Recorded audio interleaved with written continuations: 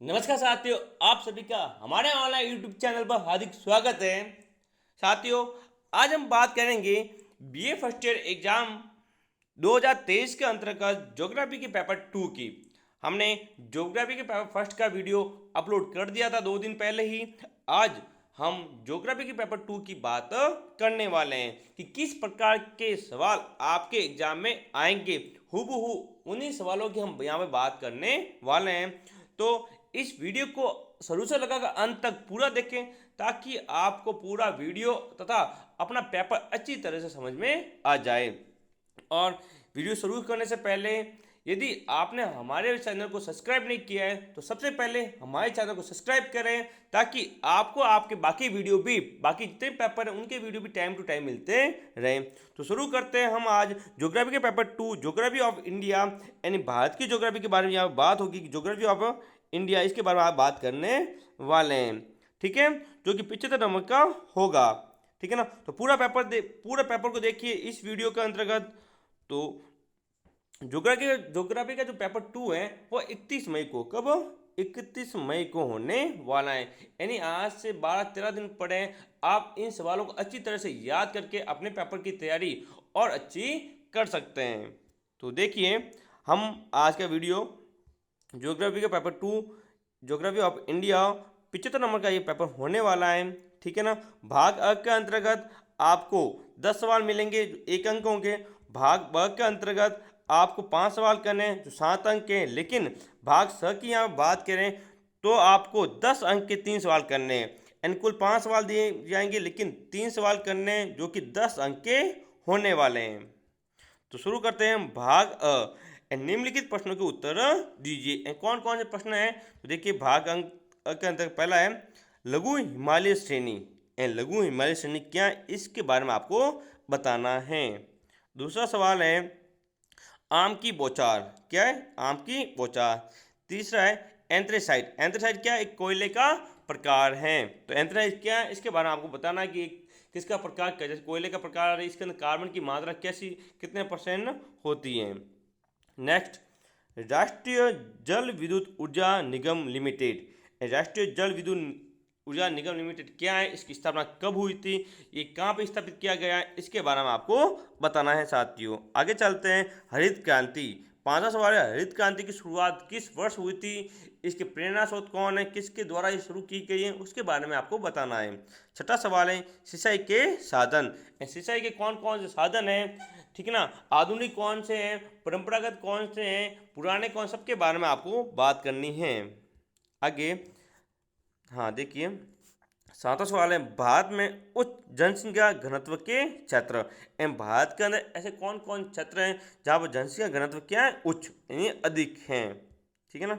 आगे 8वां सवाल है उत्तर भारत में आंतरिक जल मार्ग के नाम बताइए कि उत्तर भारत के अंतर्गत कौन कौन जल मार्ग के जो आंतरिक हैं। ठीक है।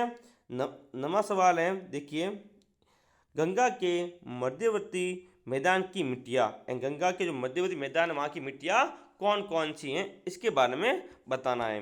ये हो गया 9वां सवाल। 10वें सवाल की बात करते हैं। 10वां सवाल है कायल, क्या है कायल, यानी कायल क्या है इसके बारे में बताना है। ठीक है ना। तो ये तो अपने भाग अ के महत्वपूर्ण 10 सवाल। ठीक है, अब बात करेंगे भाग ब की। भाग ब के अंतर्गत इकाई पढ़ ली अपनी, तो इकाई फर्स्ट के अंतर्गत हम देखते हैं। हाँ, दूसरा सवाल पहला है भारत के तटवर्ती मैदान के विषय में लिखिए अथवा प्रायद्वीपीय भारत की अफवाह प्रणाली का संक्षिप्त वर्णन दीजिए। यानी दोनों में से एक सवाल जो आपको अच्छी तरह से आ रहा है वो आपको करना है। ये थी इकाई फर्स्ट। अब बात करते हैं इकाई 2 की। इकाई 2 के अंतर्गत देखिए, भारत में सूती वस्त्र उद्योग के वितरण की व्याख्या कीजिए। एंड सूती वस्त्र उद्योग क्या है, कहाँ पर इसका वितरण है, इसकी आपको व्याख्या करनी है।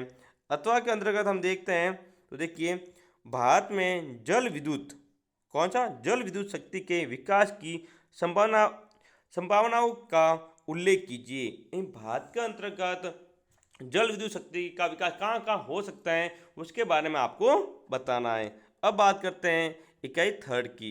इकाई थर्ड के अंतर्गत जो सवाल पहला है वो देखिए, भारत के प्रमुख कृषि प्रदेशों के विषय में लिखिए। भारत के अंतर्गत प्रमुख कृषि विषय कौन कौन से हैं उसके बारे में लिखना है। अथवा अथवा का जो सवाल है वो है भांगड़ा नागल परियोजना के प्रभावों की विवेचना कीजिए। यानी भांगड़ा नागल परियोजना है, इसके क्या क्या प्रभाव है इसके बारे में आपको बताना है। इकाई 4, भारत में जनसंख्या घनत्व को प्रभावित करने वाले कारक बताइए। कौन कौन से कारक के जनसंख्या घनत्व को सबसे अधिक प्रभावित कर रहे हैं उसके बारे में आपको विस्तार से चर्चा यहाँ पर करनी है। अथवा में जो सवाल है वह देखते हैं कि भारत के विदेश व्यापार के विषय में लिखिए। भारत का विदेशी व्यापार क्या क्या है उसके बारे में अच्छी तरह से आपको बताना है, किस देश के साथ भारत का विदेशी व्यापार हो रहा है। ठीक है, यदि साथियों आपने हमारे चैनल को अभी तक सब्सक्राइब नहीं किया तो सबसे पहले हमारे चैनल को सब्सक्राइब करें ताकि आपको बाकी विषयों के पेपर भी टाइम टू टाइम मिलते रहें। इकाई 5, देखिए इकाई 5 के अंतर्गत पहला सवाल है कश्मीर घाटी की प्रमुख फसलों का उल्लेख कीजिए। कश्मीर घाटी के अंदर कौन कौन प्रमुख फसलें हैं उसके बारे में आपको बताना है। अथवा हाँ, मालाबार तट का भौतिक वर्णन कीजिए। मालाबार तट कौन सा है इसके भौतिक वर्णन करना है। ये था भाग ब। अब हम बात करेंगे भाग स की। भाग स के अंतर्गत पहला सवाल है 7वां अपना। कुल भाग स के अंतर्गत 5 सवाल आएंगे जिसमें 3 आपको करने हैं, जो 10 अंक का एक सवाल। कितना अंक का? 10 अंक का। ठीक है, तो देखिए भारतीय मानसून की प्रक्रिया, विशेषताओं और इनके महत्व का वर्णन कीजिए। इन 10 नंबर का 500 शब्द का ये सवाल है। इसके अंतर्गत भारत की मानसून की प्रक्रिया क्या है, किस प्रकार के मानसून आता है, यानी अरब सागर का आता है, बंगाल की खाड़ी का आता है, उसकी विशेषता क्या है और इसका महत्व क्या है, इन सब के बारे में बात करनी है। ठीक है ना, आगे चलते हैं। 8वां सवाल, भारत में गेहूं की कृषि हेतु भौगोलिक दशाओं, क्षेत्रों एवं उत्पादन की विवेचना कीजिए। एंड साथ ही देखो गेहूं की विशेषता पूछी, गेहूं की भौगोलिक दशा क्या है, उत्पादन क्या दशाएं क्या है, यानी क्षेत्र। आप इसके अलावा गेहूं के अलावा गेहूं के साथ चावल के पढ़ के जाए। एंड चावल के लिए कौन कौन भौगोलिक दशा जरूरी है, उत्पादन कौन कौन क्षेत्र हैं, इन दोनों में चावल और गेहूं दोनों में से एक सवाल आपको 100% एग्जाम में देखने को मिलेगा। आगे चलते हैं, 9वें सवाल की बात करते हैं। तो देखिए ये आपका 9वां सवाल, भारत में बहुउद्देशीय परियोजनाओं के उद्देश्य एवं लक्ष्य की व्याख्या कीजिए एवं स्पष्ट कीजिए कि ये किस प्रकार बाढ़ नियंत्रण में लाभदायक हैं। यानी जो बहुउद्देशीय परियोजना सरकार द्वारा चलाई जा रही हैं, इनके बारे में व्याख्या करनी है और फिर इसके बारे में बताना है कि किस प्रकार बाढ़ के नियंत्रण में ये लाभदायक होती हैं। 10वां सवाल, भारत में परिवहन के साधनों पर एक निबंध लिखिए। भारत में परिवहन के साधन कौन कौन से हैं इस सब के बारे में आपको बताना है। 11वें सवाल की बात करते हैं। तो देखिए छोटा नागपुर, यहाँ पर दिया हुआ नागपुर, ठीक है ना, ये नागपुर लिखा हुआ साथ यहाँ पर, ठीक है ना, नागपुर। छोटा नागपुर पठार का विचित्र भौगोलिक वर्णन दीजिए। यानी छोटा नागपुर पठार है, इसका वर्णन आपको यहाँ पर करना है।